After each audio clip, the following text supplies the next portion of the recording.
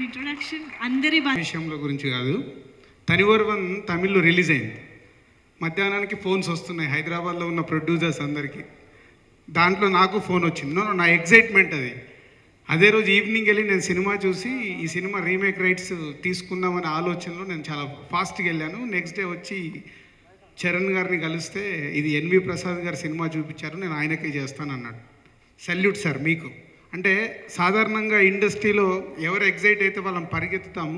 ఒక ప్రొడ్యూసర్ మీకు సినిమా చూపించడానికి ఒక సింపుల్ వర్డ్తోనే నేను ఆగిపోయాను. నాలాగా చాలామంది ఆగిపోయారు. సో ఈరోజు ఈ సినిమా ఇంత పెద్ద సక్సెస్ అవ్వడానికి ఒక కొత్త సినిమాగా సినిమాలు ఆడుతున్నాయి. ఎప్పుడు మన ఇండస్ట్రీలో అడుగుతూ ఉంటాం, కొత్త సినిమా ఏది, కొత్త సినిమా ఏది. కొత్త సినిమా ప్రొడ్యూసర్లో డైరెక్టర్లో అనుకుంటే రాదు, ఒక హీరో అనుకుంటేనే కొత్త సినిమా వస్తుంది. అది వల్ల చరణ్ ఈ సినిమా చేశాడు కాబట్టే ఒక కొత్త సినిమా వచ్చింది. ఇంకోసారి మీకు సల్యూట్ సార్. సో మీరు ఎనీ హీరోగా మీరు ఇలా ముందుకు వస్తుంటే కొత్త సినిమాలుగా ప్రొడ్యూసర్లు మేము కానీ డైరెక్టర్లు కానీ అందరు ముందుకు వస్తారు.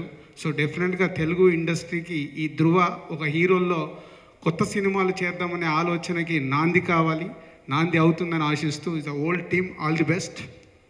అండ్ డైరెక్టర్ సూరి గురించి కొత్తగా చెప్పేదంలో ఇక్కడ కూడా ఈ సినిమా ఒరిజినల్ డైరెక్టర్ తనే తెలుగులో చేయాలని ఎంత ప్రయత్నం చేసినా హీరో గారు నేను సురేందర్కి మాట ఇచ్చాను, సురేందరే డైరెక్టర్. దాంట్లో కూడా మధ్యవర్తిగా నేనే ఉన్నాను.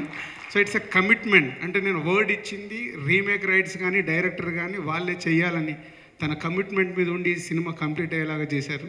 సో ఈరోజు అందరు బ్యాంకుల ముందు ఇందాక చెప్పారు ఎలా అమౌంట్ డ్రా చేద్దాము అని వెయిటింగ్లో ఉంటూ కూడా ఈ సినిమాని ఇంత పెద్ద హిట్ చేశారంటే ఈజ్ థ్యాంక్స్ టు ఆడియన్స్. కొత్త సినిమాని హీరోనా విలనా ఎవరు ఇంపార్టెంట్ అనేది కాకుండా 2.5 hours సినిమా ఎంత ఇంట్రెస్ట్గా వెళ్ళింది అనేది ఇవాళ ఈ ధృవ ప్రూవ్ చేసింది.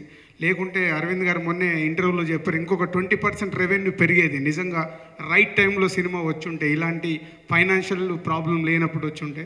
అయినా ఈరోజు ఇంత పెద్ద సక్సెస్ అయిందంటే ఓన్లీ వాళ్ళ టీము తీసుకున్న కాన్సెప్ట్ వల్లే ఇంత పెద్ద సక్సెస్ అయింది. అగైన్ మీ అందరికీ all the best. Thank you sir, thank you very much.